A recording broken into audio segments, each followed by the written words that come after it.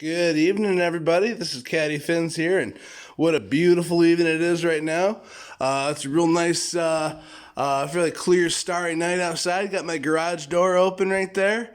I'm going to do something I don't normally do right now, and I'm going to do and or show you how to do an oil change. On my car in particular, this is Vlad. He is a 2011 Chevy Impala with a 3500 pushrod V6. And it's been about 6,500 miles or so. I've been a bad boy. I usually change it about 5,000 or 6,000 miles. I'm going to start out by showing you this really cool tip that another YouTuber once showed me. Before you drain the oil, take the cap off and just leave it right there. That'll just still keep any crud from falling in there, but help the oil drain out a lot quicker. So, okay, let's get on with this. Here's the basic shit you're going to need for an oil change. You're going to, of course, need the oil. Gee, can you do an oil change without that? Filter, your drain pan. Here's a pair of pliers to get the old oil filter off if you have any trouble with that. A pair of gloves also comes in handy. These are pretty neat. They're the honeycomb grip type gloves by Grease Monkey. Supposed to get a really good grip on the oil filter with those. My store started selling these for like $1.50. Started clearancing them out, and I took well advantage of that. I got about a half a dozen pairs of them. Also, what comes in handy. Well, you're definitely going to need your ratchet with your socket. In this case, for my car, it's a 15 millimeter socket. This particular one's a 3/8 drive. Also, a magnetic pan to put your drain plug also is going to come in handy. You don't absolutely have to have it, but you know what? I like to use it because it keeps them from getting lost, and I have yet to lose a drain plug while I was doing an oil change with those. So I've already got the car set up. I got my lead light underneath it. My garage is fairly well lit. Gee, you think that's enough lights? Well, all right. Without further ado, let's go ahead and get started with that. Oh yeah, the rags definitely, paper towels definitely help. All right, so I'm gonna go ahead. I'm gonna toss my drain pan under there without stepping on the creeper. I've never been good at skateboarding. Put that right there for now. Take these down there with me. Take this down there. Take these.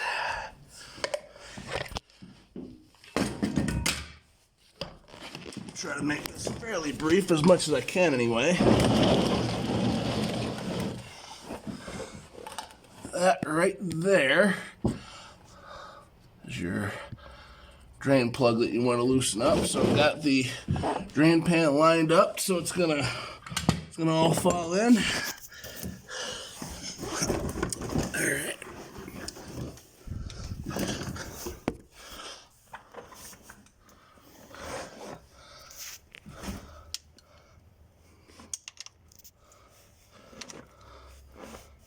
Okay, righty tighty, lefty loosey. Okay, that broke that loose. That drain plug there.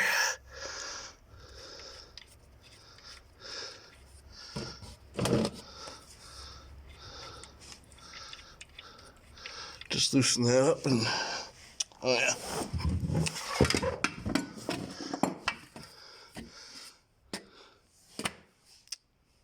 Yeah, screw it. Let's put this on the ground.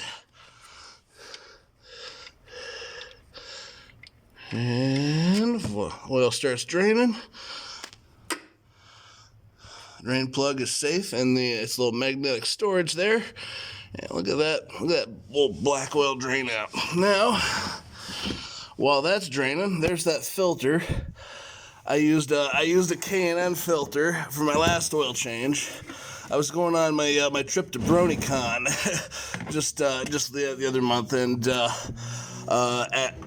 when I go on road trips like this, I always like to use the more premium products. And all right, oh, that wasn't so hard. I probably could have done that by hand, but you never know how tight an oil filter is going to go on there. Okay, try to keep my phone from getting splashed best I can. You're always gonna get some oil on your hands. Suck it up. Have a straw. All right, Now that we're waiting on that stuff to drain out, this is where some of the towels are going to come in handy. Pardon me while I put the phone down for just a moment. Get all this shit off my hands best I can. Another little tip while I'm wiping myself off here.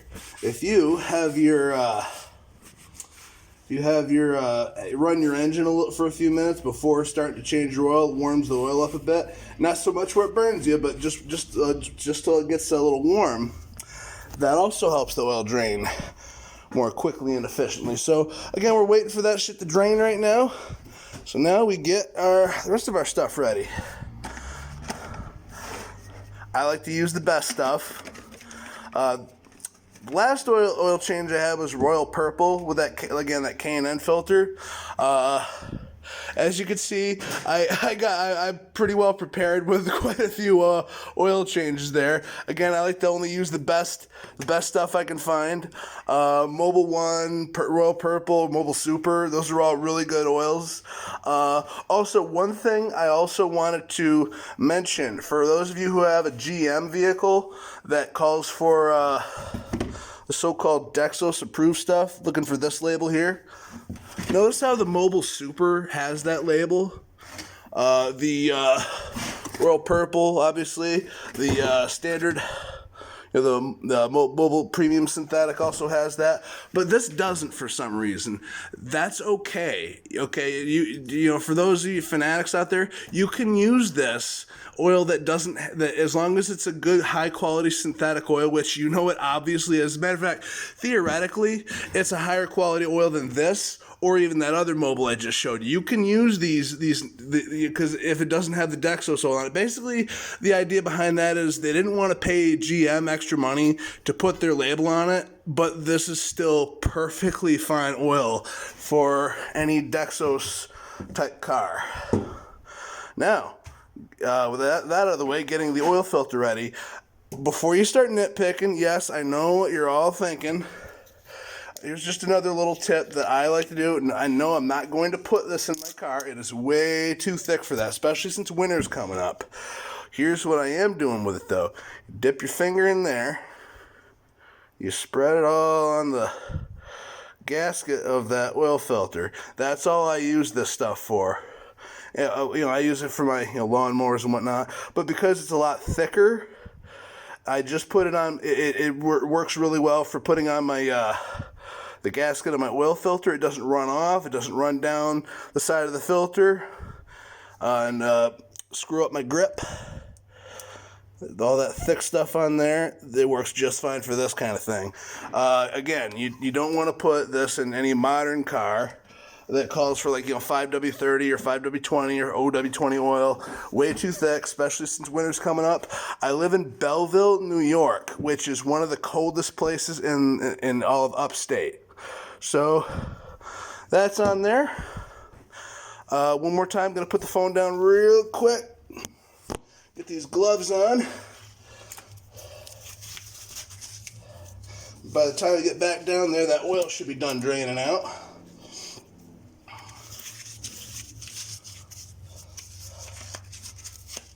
All right. There you go.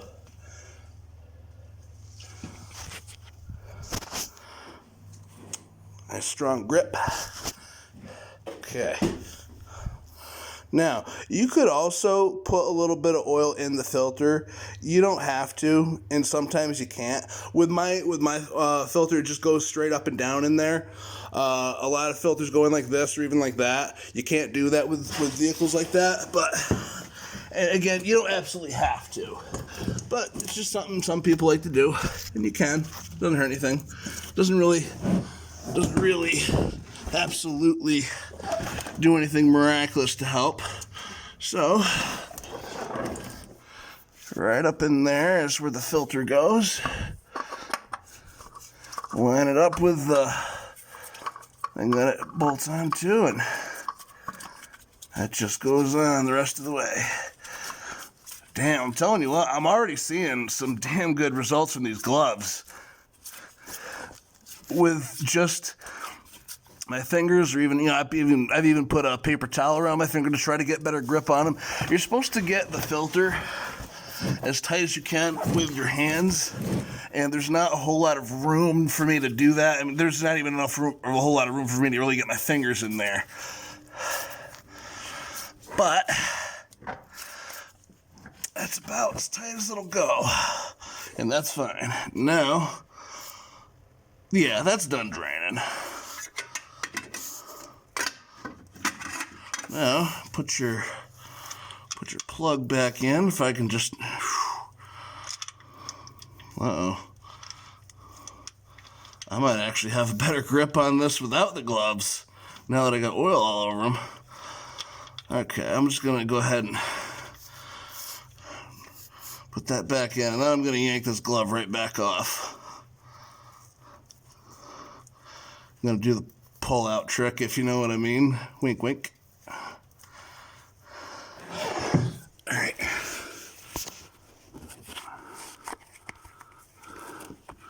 Damn, these do get extra slippery when they got oil on. They definitely do work better when they're dry. Where in the hell did I put that ratchet? Ah, get off. Ah, there it is. Okay. Switch it to position, and there we go.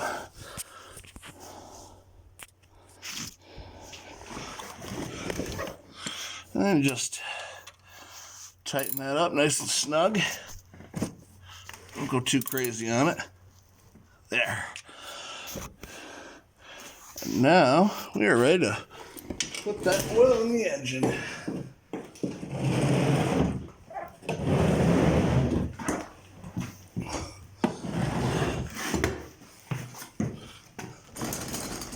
Only the best for Vladimir. I put a lot of miles on this car. I commute with it fairly far to work every day, and I do a lot of Uber driving with it too. So I like to invest in premium products for it. Oh yeah, almost forgot. You're gonna need a funnel too. And there's the oil.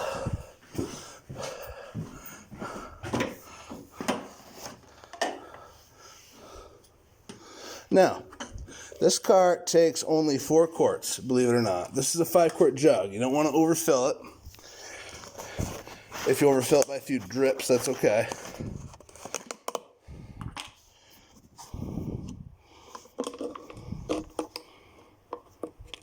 Oh yeah, look at that gold.